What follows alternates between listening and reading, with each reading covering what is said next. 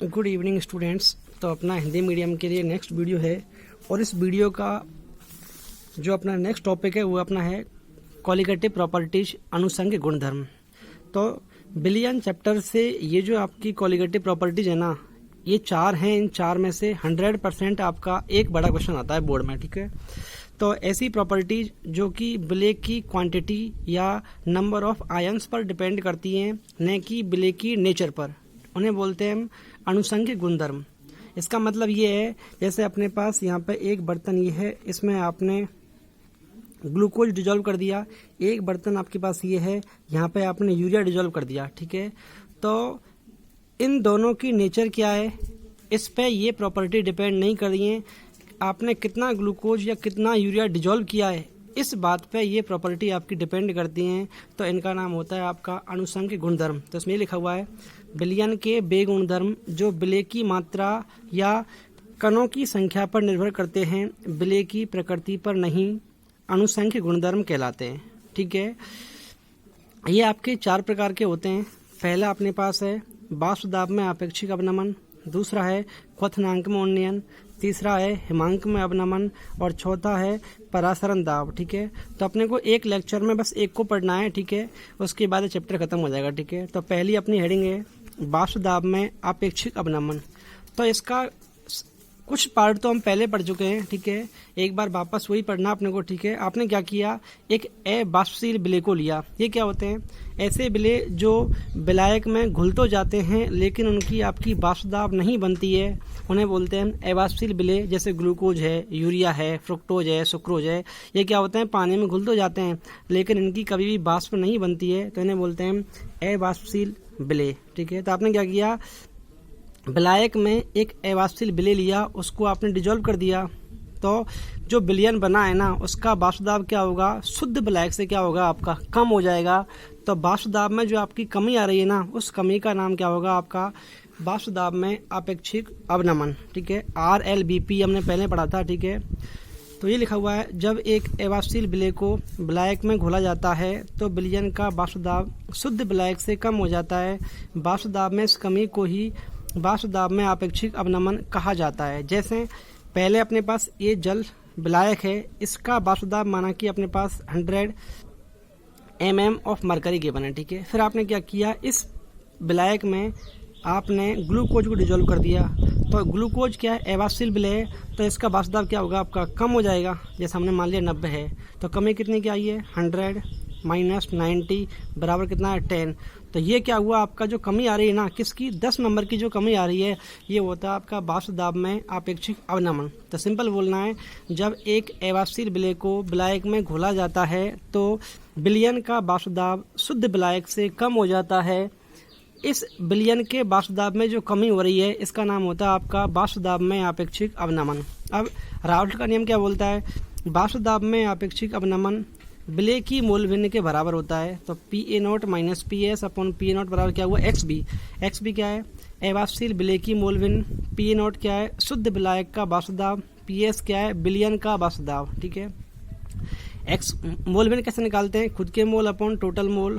अब हमने ये एजम्पशन माना है कि जो आपका विलायक है ना, उसकी मोल विलय से बहुत के ज़्यादा हैं, तो इसका मतलब NB आपका क्या होगा, NA से बहुत छोटा होगा। तो इन दोनों की वैल्यू लगभग कितनी होगी, आपकी NA के बराबर होगी। तो इसको आपने यहाँ पुट किया तो क्या आया, NB upon NA plus NB, ठीक है। अब वही इधर चेंज किया अपने मोल्स को, तो PA0 minus PS upon PA0 बराबर कितना हुआ, WB अपॉन MB। क्यों, ये तो क्या था आपका फॉर्मूला, NB अपॉन NA ही था ना यहाँ पर। तो NB का मतलब विलय के मोल और NA का मतलब विलायक के मोल। तो मोल कैसे निकालते हैं, WB upon MB, NA WA upon MA, ठीक है। तो ये आपका फॉर्मूला है। आपको ये बोलेगा अवाष्पशील विलय का अनुभार ज्ञात करो, तो अपने को अवाष्पशील विलय का अनुभार मतलब MB निकालना अपने को। तो इसको तो यहाँ लाया आप, तो MB हो गया, इसको इधर मल्टीप्लाई किया तो PA0 आपका ऊपर गया, इसको आया नीचे तो क्या बना आपका PA0 माइनस PS। तो ये फॉर्मूला किसका, आपका अवाष्पशील विलय का अनुभार निकालने का फॉर्मूला। आप कैसे बोल देगा, आपने जल में कोई ठोस को घोल दिया, उस ठोस का आपको नाम गिवन नहीं होगा, ऐसे बोल देगा 5 ग्राम डिजोल्व कर दिया आपने, ठीक है। तो उस जो 5 ग्राम आपने ठोस घोला है ना, उसका आपका अनुभार क्या होगा वो पूछता है इसमें, तो आपको ये लगाना है फॉर्मूला, ठीक है। बस ध्यान आपको यही रखना है, क्रॉस मल्टीप्लाई करोगे तो आपको ये वाला आ जाएगा, ठीक है। आपको ध्यान ये फॉर्मूला रखना है।